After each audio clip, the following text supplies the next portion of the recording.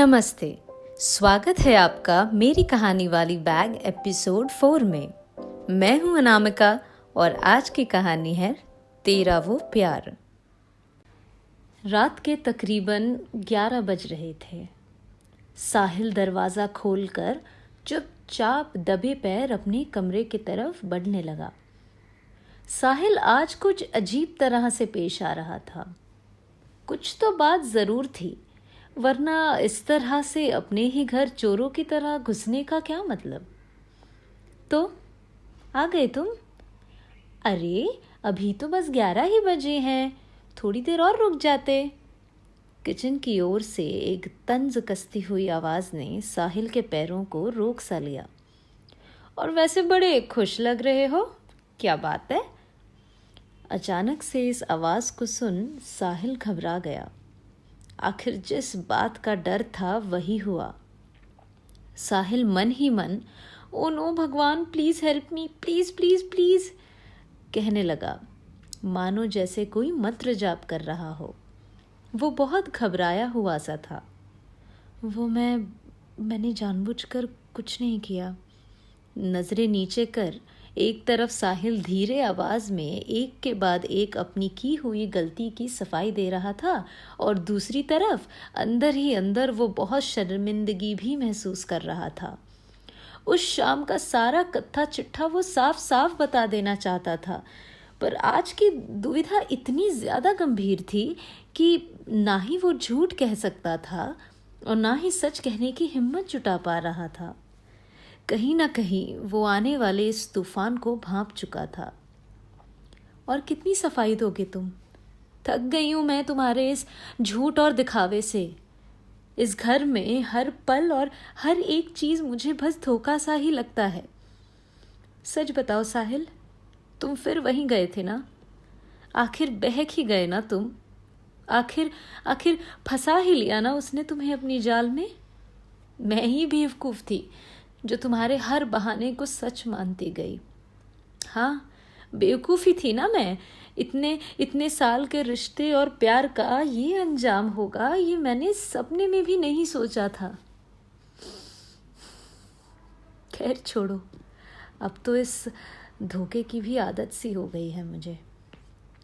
Wait, उस दिन जब तुम ऋत्विक से मिलने कॉफ़ी शॉप गए थे, तब वो भी थी ना वहाँ तुम्हारे साथ? एम आई राइट और एम आई राइट? क्यों साहिल, क्यों? कितने खुश थे हम साथ। एक टाइम बता दो साहिल, जब मैं तुम्हारे साथ नहीं थी। कोई भी हैप्पी या सैड मोमेंट होता, मैं थी। जब तुम गुस्से में होते, मैं थी। और जब भी तुम्हारा सर दर्द देता, मैं हर वक्त तुम्हारे साथ रहती। फिर आज कोई और मुझसे ज़्यादा तुम्हारे लिए इम्पोर्टेंट कैसे हो गया? तुम हमेशा कहते थे ना कि हम दोनों को कोई अलग नहीं कर सकता। मुझे अब भी याद है, गलती से भी अगर कोई मेरे बारे में कुछ उल्टी सीधी बात कह देता, तुम कैसे झल्ला उठते और मुझे सपोर्ट करते। और जब भी तुमको मेरी याद आती, ऑफिस से ब्रेक लेकर भी मुझसे तुम मिलने आते। ना मेरे बिना तुम्हारी सुबह की शुरुआत होती थी और ना ही मेरे बिना तुम्हारा दिन खत्म होता था। पर अब सब कुछ एक सपना सा लगता है। साहिल ये सब चुपचाप सुन रहा था। शर्म से नजरें नीचे झुकाए वो कुछ कह ही नहीं पाया, क्योंकि बात तो एकदम सच थी। वो अब हर पल बस अपने आप को कोस रहा था। उसकी आंखें भर आई थी, मानो अब किसी भी वक्त वो रो पड़ेगा। प्लीज़ मुझे माफ़ कर दो। I am really sorry. मैं कुछ वक्त के लिए सही गलत का फ़र्क समझ ही नहीं पाया। मैं जानता हूँ मैंने तुम्हें बहुत दुख दिया, तुमसे झूठ कहा, बातें छुपाई। पर प्लीज़ मुझे माफ़ कर दो। I really love you a lot. मैं जानता हूँ अब मेरी बातों पर तुम बिल्कुल भी विश्वास नहीं करोगी और करना भी नहीं चाहिए, लेकिन बस एक आखिरी बार मेरी बात पर विश्वास कर लो प्लीज़। ये कहते कहते साहिल अपने आंसू को रोक ना सका और सिसकियां भर कर रोने लगा। कुछ और मांग लेते तो मैं शायद दे भी देती, पर अब इस माफ़ी की मेरी नज़र में कोई अहमियत नहीं रह गई। मुझे लगता है अब हमारा अलग होना ही सही है। शायद यहीं तक था हमारा साथ। नहीं, प्लीज़ प्लीज़ नहीं, मैं तुम्हारे बिना कुछ भी नहीं। मैं तुमसे प्रॉमिस करता हूँ, मैं आज के बाद उससे कभी नहीं मिलूँगा। बिन तुम्हारे कैसे रहूँगा सोचकर भी डर लगता है। जब मेरा मूड डाउन होगा तो मुझे चीयर अप कौन करेगा, और वो मेरी शाम की बुक रीडिंग का साथी कौन बनेगा। घर में जब लोग आएंगे तो मैं उन्हें क्या जवाब दूंगा, क्या कहूँगा उनसे। मत जाओ मुझे यूं अकेला छोड़कर, मैं कमज़ोर पड़ जाऊंगा।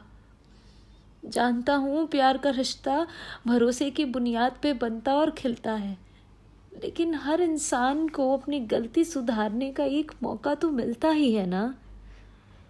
देखो, मैं अपनी गलती पर बहुत शर्मिंदा हूँ और फिलहाल अभी स्ट्रेस्ड आउट भी बहुत हूँ।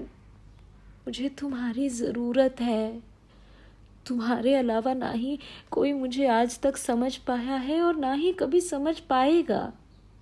Please, one last chance. ठीक है, आई लव यू। चलो अब रो मत, तुम्हें पता है मैं तुम्हें ऐसे नहीं देख सकती। और फिर साहिल ने किचन में जाकर अपने लिए कड़क अदरक वाली चाय बनाई। पहली ही चुस्की में मानो मेरी सारी टेंशन दूर हो गई। I love you. सच में तुम्हारे अलावा कोई भी मेरी परेशानी दूर नहीं कर सकता। हाँ, तो फिर उस कॉफ़ी के लिए मुझे धोखा क्यों दिया था? सच्चा प्यार हमेशा साथ देता है।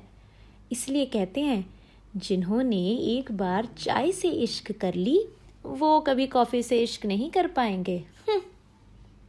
अच्छा, सॉरी बाबा, नहीं दूंगा तुमको धोखा आज के बाद उस कॉफ़ी के लिए। साहिल मुस्कुरा कर बोला और धीरे धीरे बड़े सुकून से अपने चाय की चुस्कियां भरने लगा। धन्यवाद। उम्मीद है आपको ये कहानी पसंद आई होगी।